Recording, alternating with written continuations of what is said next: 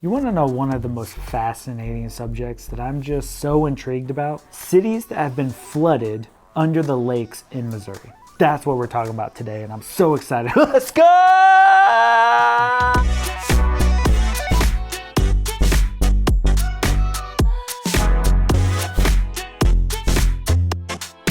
What's going on, guys? Jesse Weiser here, and I'm a real estate broker in Springfield, Missouri. And today we're talking about the underwater cities here in Missouri, under the lakes. And I'm so excited to dig into this. Can you tell my excitement right now? So before we start this amazing subject, let's talk about Weiser Living Realty, where you can find all the houses that you're looking for in the southwest area of Missouri. Now, if you want to look all over Missouri, we are licensed in Missouri, but we do know other realtors. So if you are looking pretty much in any other state in the US, we know a lot of realtors that we can refer you and stuff. So reach out, we will connect you with somebody that we trust. Also, we make these videos because we want to get to know you. We want you to reach out to us. We want you to ask questions. We want to tell you everything that we know about Springfield, because it is kind of scary moving from a different city to a city that you may not know. So if you want to find our stuff, look it down in the description below, or just reach out to us. That's my spiel, and that's all I got. Now, what's super cool about this is, what's not really cool is these cities kind of just not really fell off, but got flooded, essentially what it is. But it is actually kind of cool because you can go down to the realms of those cities and see all the cool things if you get scuba diving. So we have some pictures today of scuba divers that have gone down and checked out those cities. But what happens with these cities is they build some dams and then it floods everything behind the dams. So now we have a big body of water that flooded some towns, and that's what we're going to be talking about today, are 3 towns that have been flooded due to the dams and the lakes. So this whole thing started when we heard about Old Linn Creek. Now this town was underneath, which is now Lake of the Ozarks. Now Linn Creek is a city in Camdenton. It was founded in 1841 and thrived during the 1850s when steamboating caused it to grow into a major hub for transportation. The city now has a few hundred people, but it's been relocated. The original Linn Creek, Old Linn Creek, was once a major hub for transportation in southwest Missouri. It had about 400 people that lived there and over 100 buildings. It existed at the junction of Highway 5 and 54. 1929, it was announced that the Bagnall Dam would be constructed, forming the Lake of the Ozarks. Almost all buildings were destroyed, but not all the bodies from cemeteries were moved. There were about 8 towns that truly went under the water by the time the dam was constructed in 1929. It was the largest ongoing construction project at the time, with a market crash at the same time. There is a chance some of the cemeteries were never moved, meaning they are down there under the lake.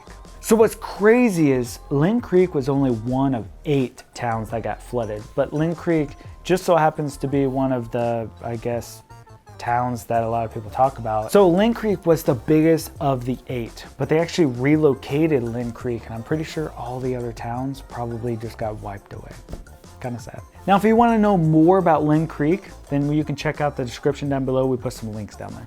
Now, the next big town that was under a lake is actually Lake of the Ozarks, and it's called Oasis. Oasis was a small outpost on Long Creek, just south of Branson. Originally called Cedar Valley, the town formed and had 21 residents by 1935. So it really wasn't that big of a town, more like a junction, or like you blink and you're like, you could walk through this town, blink, and you would be through it, right?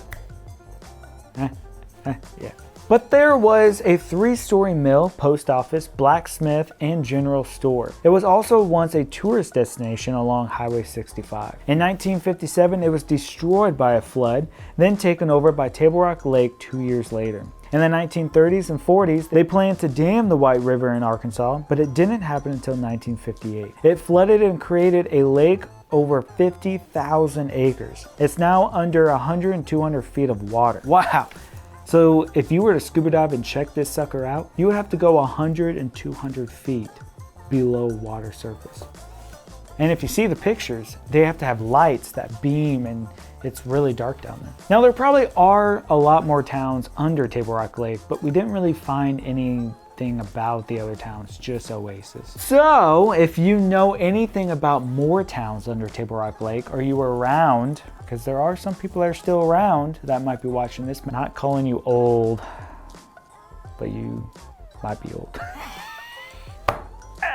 So there might be someone that was around during 1958 when they flooded it, so you might know that there was towns. So drop it down in the comments if you know more towns that got flooded due to Table Rock Lake. You can see pieces of the old mill and bridge left behind. Today this is a popular scuba diving area, including enchanted forest, a forest of submerged oak trees full of very large bass. Now what you're seeing is green pictures, and that is the enchanted forest. You can see the roots, you can see the trees just out of nowhere. Like, how eerie does that look? It's actually super cool. I would love to scuba dive this area. Also have the Kimberley Bridge is underwater. Now, when I saw the pictures of this, I thought that was so cool. Like, you could go and scuba dive through a bridge that got flooded. How neat is that?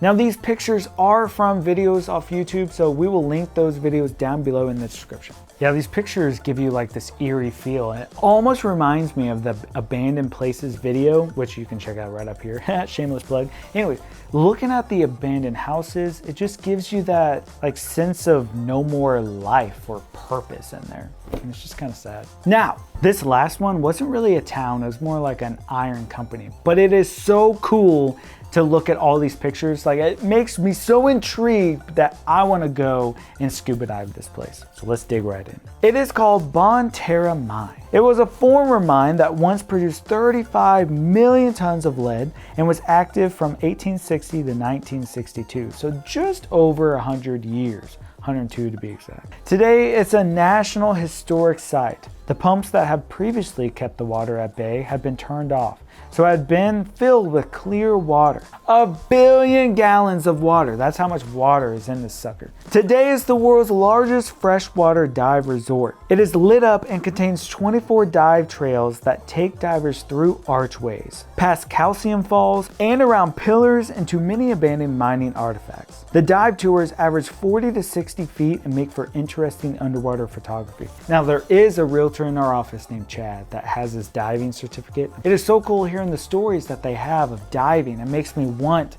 to like get down there and dive. Faith, do you want to dive? She's shaking her head yes. Who doesn't want to dive in this place? This place looks awesome. Let me look at the pictures. It looks awesome. I mean, the water is just crystal clear. I don't know why I'm so passionate about this. I want to go. So anyways, that's what we got for you today. Hope you really enjoyed this. I know I did. Have a great day. Check out these videos right here. We got a lot more coming up. But don't forget, watch for deer. The next big town that's under a lake. Okay. I'm gonna do it again. Check. Okay, take two.